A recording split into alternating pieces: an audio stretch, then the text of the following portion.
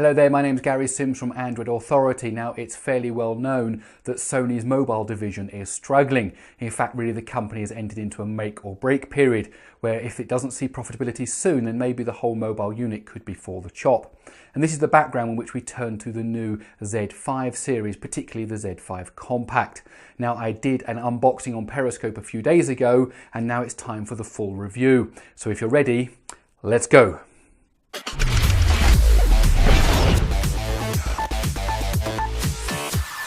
Now, before we get into the review, I want to say one thing. I did drop this phone while I was videoing it. It was up on a shelf.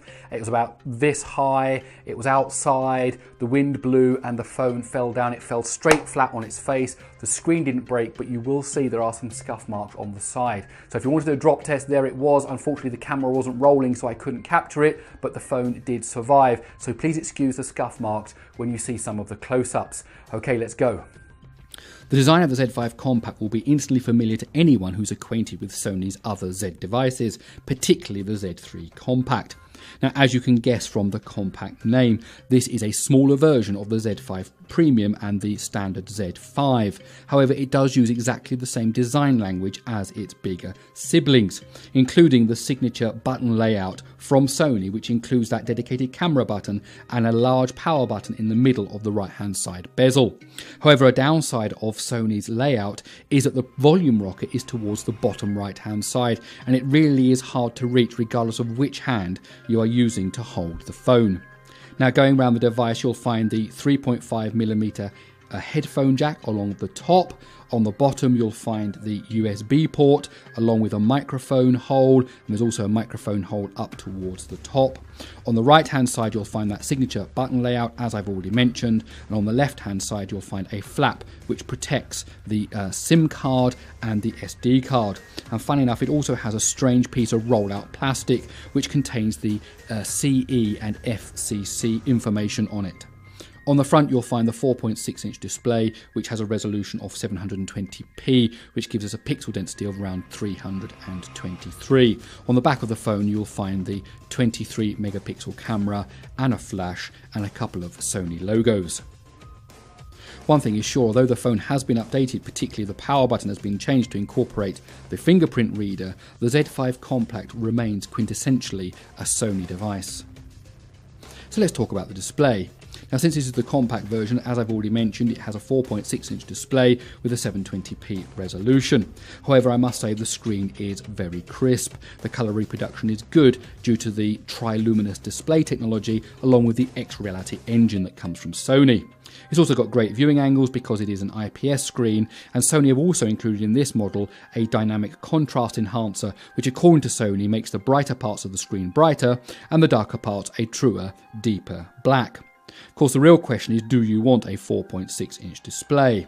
When it comes to watching videos, playing games or reading text, the smaller display may take some getting used to, especially if you're used to a bigger screen already. However, the trade-off, of course, is you have easier handling, which of course is what some people want. But if you're looking for a high display experience, a high performance experience in terms of the display, the Z5 Compact is probably not for you. So let's move on to the performance and the hardware. Now, the good news is, although this has a smaller screen, Sony has not compromised on the specifications. The internals are exactly the same, almost exactly the same as its bigger siblings. You get the octa-core Qualcomm Snapdragon 810 backed by the Adreno 430 GPU and 2GB of RAM. There's 32GB of internal storage, and there's the option to add more via the micro SD card slot. Of course, you get all the normal connectivity options, including NFC, Wi-Fi, GPS, Bluetooth, and of course this is a 4G LTE phone. The only difference really on the internal specs is that the Z5 and the Z5 Premium come with 3GB of RAM, and they have slightly different battery sizes. So let's look at the fingerprint reader. The fingerprint reader is built into the power button on the right-hand bezel. Now, if you pick up the phone with your left hand, you'll probably want to use your left index finger to unlock the phone. If you pick it up with your right hand, you'll probably want to use your right thumb. Overall, the fingerprint reader is fast. I've hardly had any misreads, and it's easy to program. The phone also comes with some waterproofing specifications, specifically IP65 and IP68, which according to Sony means you don't have to worry if you get caught in the rain or even if you want to wash off some dirt from your phone under the tap.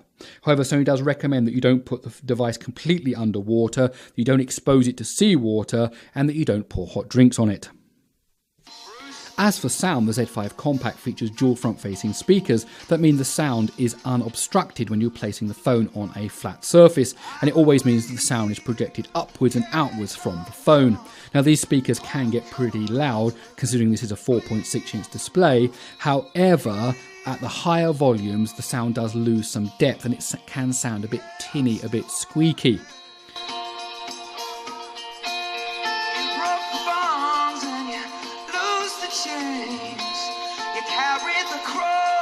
There are a number of audio settings that can be used to improve the sound quality, including Clear Audio Plus and a dynamic normalizer. There's also a manual mode which allows you to use an equalizer and also activate various surround sound options. Personally, I found that using the bass boost mode of the equalizer improved the speaker sound reproduction. However, of course, your tastes may differ. When it comes to the battery, the Sony Z5 Compact packs a 2700 mAh unit, which should be enough for a small phone like this, considering it has a low resolution screen. And of course, Sony devices have always been known for their great standby times and for their extra useful power saving modes. With modest use, you should be able to get a full day's battery life out of this phone, and even more if you turn on some of those power saving features. A screen on time of between 4 and 6 hours should be very possible, as my test shown that you can stream YouTube videos for around 6 hours on one charge, or play 3D games for around 4.5 hours. Now, personally, during my testing, the best I got was 44 hours of standby time, which is almost 2 days, with 3 hours and 49 minutes of screen on time. However, these numbers were heavily influenced by my Snapdragon 10 thermal tests, which we'll get to in a moment, and those tests drain the battery faster than normal. Before we leave the battery, it's worth mentioning that the Z5 Compact supports Quick Charge 2.0, which means that the phone can be charged up to 80% relatively quickly. My test showed that you can charge the phone from 10% to 80% in about an hour, or to just 50% in about 40 minutes. A full charge from 10% to 100% takes 1 hour and 40 minutes in total. Now let's talk about the Snapdragon 810 for a moment.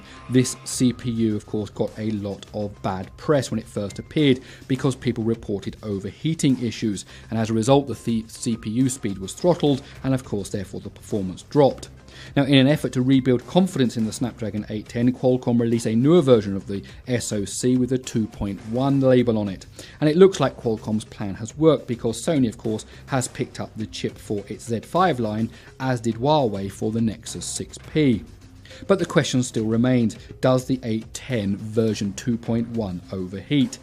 Now, unfortunately, the answer is a little more complicated than the question. For everyday usage, including web browsing, emailing, gaming, and using the camera for taking photos, I can tell you the phone does not overheat. According to my testing using a handheld infrared thermometer gun, you can expect the temperature on the back of the phone to raise by a maximum of 9 degrees Celsius during normal usage. Now, to put that into some context, the temperature of the top left-hand corner of a Samsung Galaxy Note 5 goes up by 10 degrees when you're playing Epic Citadel for 20 minutes. However, this isn't the whole answer. When you are recording 4K video, the device does become very hot. In fact, Sony knows it. When you enter into the 4K mode, you are greeted by a nice dialog which warns you. If the device temperature rises, the app may close during use. Your recording will be saved automatically. And the warning dialog is right. Once you start recording 4K, the device temperature does start to rise. And indeed, if it does get too hot, the app does close. This isn't an immediate thing, we aren't just talking about 1 minute of recording, but if you record 4K video for around 20 minutes, the device heats up significantly and the app will close. According to my measurements, the temperature of the back of the Z5 Compact can raise as much as by 20 degrees Celsius. It's also worth pointing out that the 4K recording eats into your battery life significantly. This excessive heating unfortunately isn't just limited to 4K video. If you record in HD video, the Z5 Compact also heats up, by not quite as much, but still by a significant 17 degrees centigrade.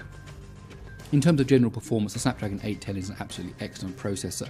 The UI is always fast and responsive, games play well, normal productivity apps run well. You never feel that you're wishing you had a better processor in the phone. In fact, for 3D games, Epic Citadel scored a rate of 58.5 frames per second in ultra high quality mode, which is an absolutely excellent score.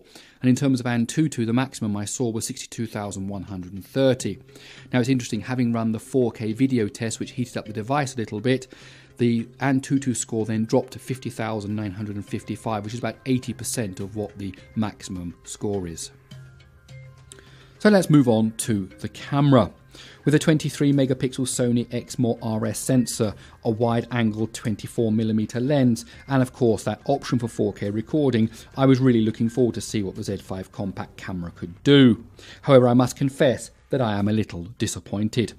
Part of my disappointment may be because my expectations were too high. This is a Sony device. Sony makes great digital cameras. Sony sells its mobile sensors to lots of other smartphone makers. This has a 23 megapixel sensor and so on. Basically, I was expecting great things. All I can say is that the camera on the Z5 did not meet my expectations. Now that doesn't mean it's a bad camera. In fact, it's quite a good camera, but I wouldn't say it's the best. Now, I'm going to show you a few pictures here that I've taken using the Z5 to show you what I mean. If you want to see a full collection of photos that I've taken both in 23 megapixel mode and in 8 megapixel mode using super sampling, please check out the review that is on the Android Authority website. As you can see, in good daylight the camera works well, and there is little to choose between the 23 megapixel mode and the 8 megapixel mode. However, some pictures are dull and washed out, and in low light situations the camera tries very hard to produce a good shot. However, the noise levels can be very high, even for simple indoor shots with lots of internal lighting. Now the camera in the Z5 Compact is the same as the camera in the bigger Z5.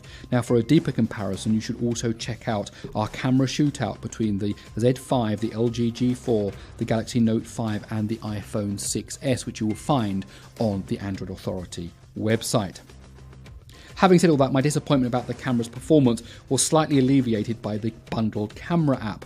It truly is a great app and offers more than just the standard HDR and panorama. Along with a full manual mode, there's lots of additional modes, including an AR mode, which can superimpose computer-generated scenes like dinosaurs and fish onto your photos or videos. There's an AR mask mode to mask your face with different computer-generated masks. A time shift mode, which records at a high frame rate and applies slow motion effects. And a multi-camera mode, which allows you to record the same scene from multiple camera angles. So let's move on to the software. The Z5 Compact comes with Android 5.1.1 Lollipop by default, and it will receive an upgrade to Android 6.0 Marshmallow at some point in the future. Sony has added a light skin on top of the stock Android experience, and it also includes some extra features and Sony related apps. As well as the software for managing the fingerprint reader, there is a myriad of device connection options, including the ability to wirelessly play content on your device to other Sony devices like a Sony TV. There's also screen mirroring and connecting to PlayStation controllers. There's also a theme library with some free colour-based schemes and some paid schemes that you can pay for and download, and these are based on movies like Frozen, Cars, Donald Duck, Mad Max and so on. Under the power management section in the settings, there are several different power saving modes available, including stamina mode, ultra stamina mode and low power mode. There's also an estimate shown of how much battery life you've got left. Now with just 40% left, the estimation showed that the phone would stay on standby for an extra 3 days, which is quite impressive. In terms of extra apps, Sony has included LifeLog for tracking calories, steps and sleep, Movie Creator, which makes movies from your photos in a similar way to Google Photos, Track ID, Sony's music recognition app, Wise Pilot turn-by-turn navigation software, and of course some dedicated PlayStation apps including PSN, PlayStation and PS Video. One final thing worth mentioning on the software side is the inclusion of some small apps.